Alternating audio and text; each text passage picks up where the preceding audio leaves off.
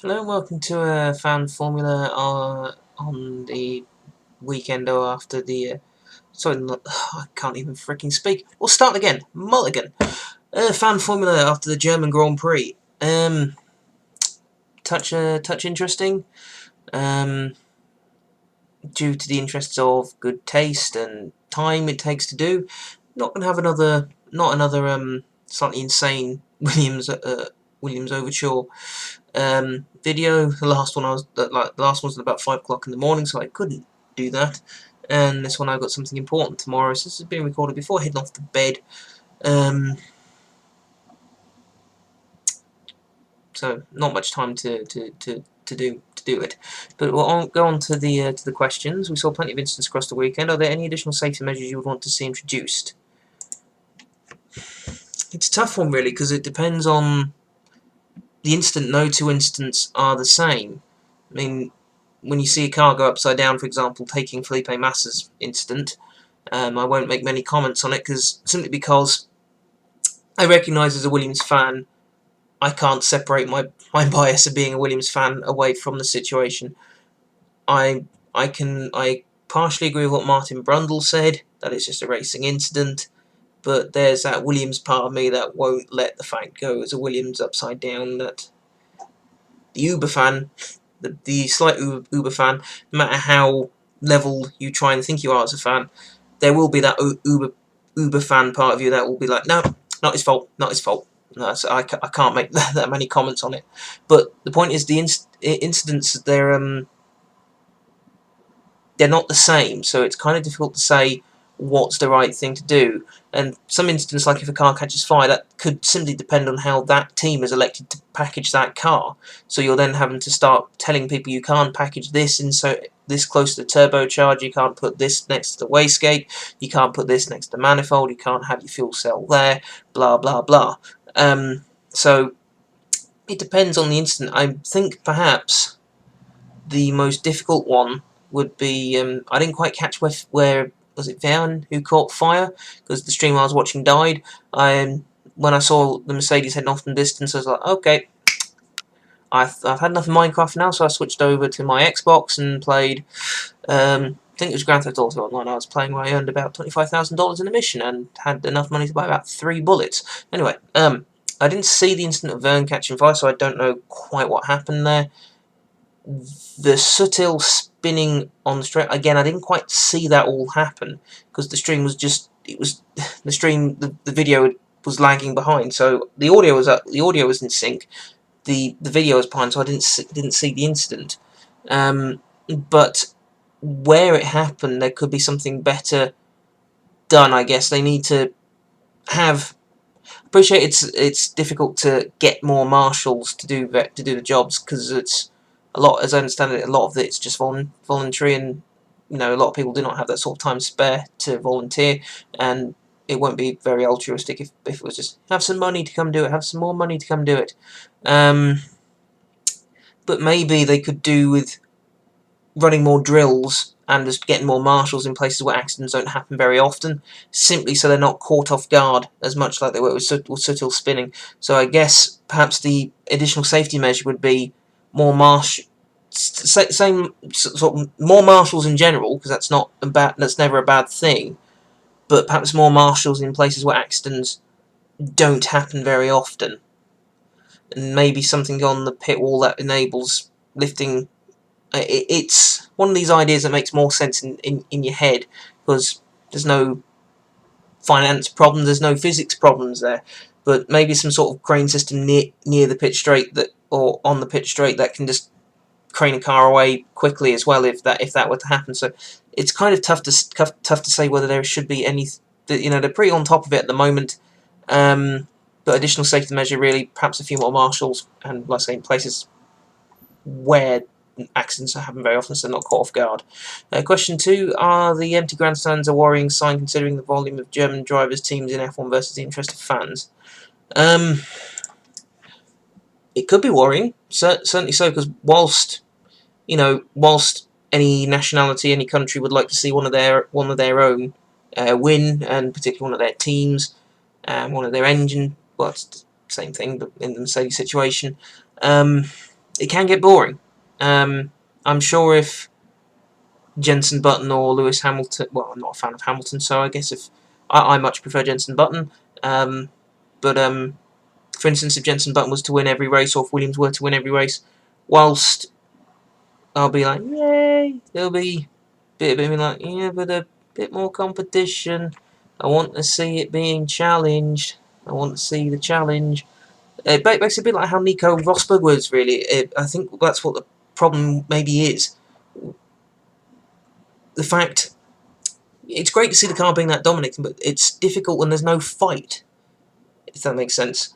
Like, it was great in 2009 when the Red Bull started to eat into the brawn advantage, because then it was a bit more of a dogfight.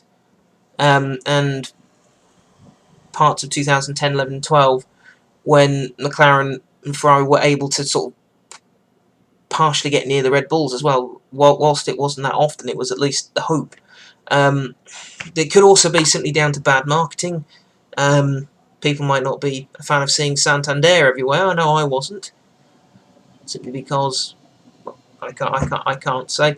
But well, it's just there's Santander everywhere. Santander on the side of the track. Santander pit girls. Santander on 2 cars. Santander right above the podium.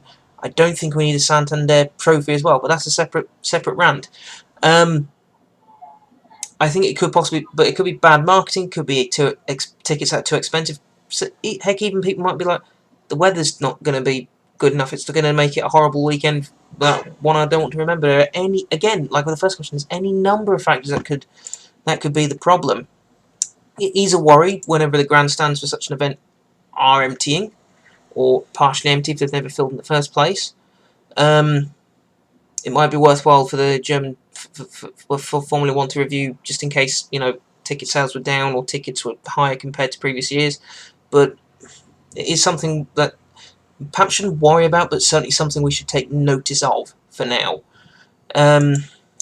Where's the next question gone? Favourite driver of the race and why? I have to say Bottas, Williams. Williams second place again. Yes! But that said, I'm not, as I've mentioned many times before in many videos for Fan Formula, actually I'm about 5-6 episodes of Velocity Kinetics now, but in most of the videos for Velocity Kinetics and in several blogs I did when netcars existed, and when I was doing stuff for Pure Racing Fuel before that came my own personal archive, I'm not a Lewis Hamilton fan very much at all. I don't take away any drives he's had. It's his attitude that winds me up more than how he drives. I was mightily impressed with his drive though, and he could have done, unless he was a bit sore and still a bit shaken, etc. by his incident on Saturday, which is possible. He could have done a bit more to be a bit more pleased to get to third. 20th to third. That said, the Mercedes, it wasn't that much of a challenge. Its only real challenge, I guess, was probably was the Williams car that he was trying to overhaul. But I have to say, I was impressed with Hamilton's drive. It's not something you'll hear from me very often, but it was a very, very good drive. And Alonso, it's always a good one as well. He's always interesting to watch and always great to keep an eye on. But overall, in order of preference, it was Bottas, then Hamilton and Alonso joint second for that one. Bonus question. A home win for Nico as he extends his lead. Follows a home win for Lewis, but who has the momentum for Hungary? Oh, I cannot stand this whole who has the momentum, who has the momentum. It's pure luck as to who wins, really. It's who's dumb enough to go later on the brakes and make it stick, who's stupid enough to take themselves out, who doesn't get their act together and say to the team, no, we will run now. It depends. Certainly, if you want to go down the momentum route, or positive energy, if you've been sticking Duracell batteries in dark orifices where you shouldn't be sticking them, more with Rosberg at the moment. But Hamilton has a great history of bouncing back from a bad weekend and really shutting critics up. So, based on previous performance, you'd have to say Hamilton more for Hungary, simply because of a bad weekend by his standards. He's very good at pulling it back. But Rosberg overall, perhaps with how things have been going for him recently, aside from the blip at Silverstone.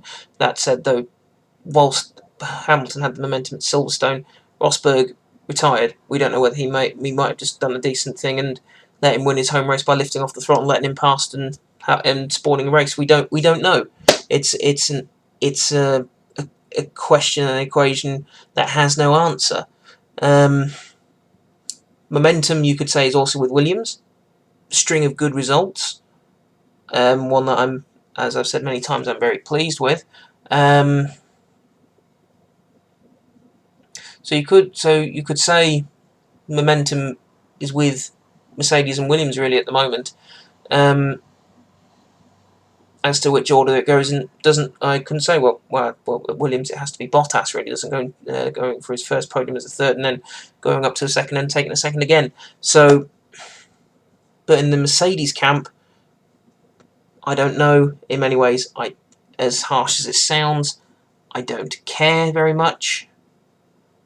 As harsh as it sounds, simply because it's hard to explain it without sounding like I'm contradicting myself constantly and sort of announce myself to be X, Y, and Z, and then turning out to be A, B, and C, and then pronouncing D, E, and F next. But the reason why I don't care about who the momentum is with at Mercedes is, one, their car is that much ahead. One of them is going to be in front. It doesn't really matter who's got the momentum. One of them will be in the front, and one of them will be second, based on all the previous races that have happened so far. Obviously, you can say, well, hang on, people, based on pure performance, it's going to be a Mercedes somewhere. But I don't care. I don't give a toss simply because, as I've mentioned, but also they're two top-class drivers. Doesn't matter who's got the momentum, the other will find a way of breaking it. So it really doesn't matter who has it. The other one will find a way. There's not much more I can't really think of a way to explain it very coherently. But